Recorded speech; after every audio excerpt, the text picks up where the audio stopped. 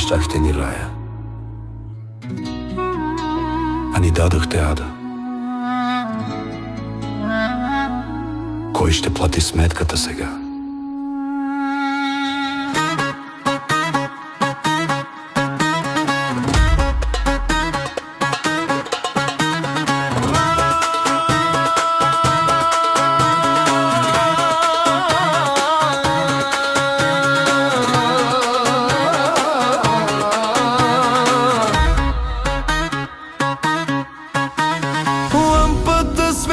Сърцето ми спира, сметката за тока в ръцете ми умира. Беше 1 лев, сега е за 3. Как да живея, кажи ми ти. Еврото дойде с гръм и с трясък, остана ни само в очите блясък. Хляба е злато, млякото лукс, целият ни живот е един голям буклук. А те там горе в меките кресла не виждат ли нашата сълза? Костюми скъпи, лъскави коли, а народът го боли. Опа, опа, еврокатастрофа, всички ни пратихте на Голгота. Тока е тролен, портфейл е празен, живота ни стана горчив и омразен. Дай му политико мазен, на гърба на беднака си най-важен. Еврозоната ни взе и душата, празни са тенджерите, празна е софрата.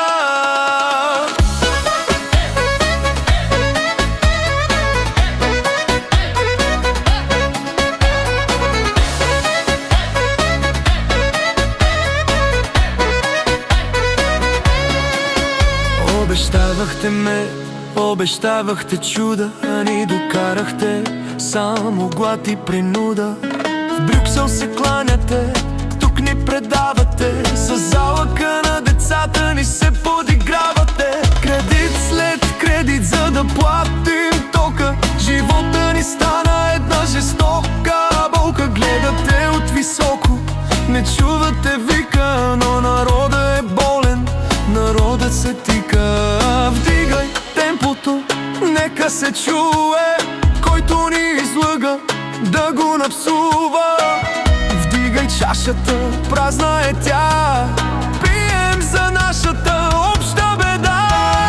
Опа, опа, еврокатастрофа, всички ни пратихте на Голгота. Тока е троен, портфейл е празен, живота ни стана горчив и омразен. Дай му политико мазен, на гърба на беднака си най-важен. Еврозоната ни взе и душата, празни са тенджерите, празна е софрата. Боли ли ви? Не, вас не ви боли. Вашият ток е безплатен, нали? С еврото в джоба за нас забравихте. Евро, апокалипсис. Плащай, народе, плащай и мълчи, или излез и им го кажи.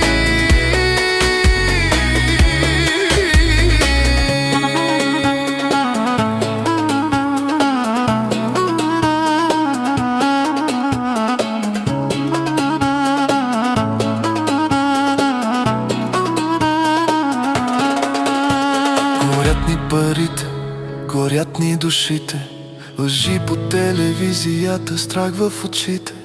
До гуша ни дойде, стига вече край. Няма да мълчим, чуваш ли? Няма трай.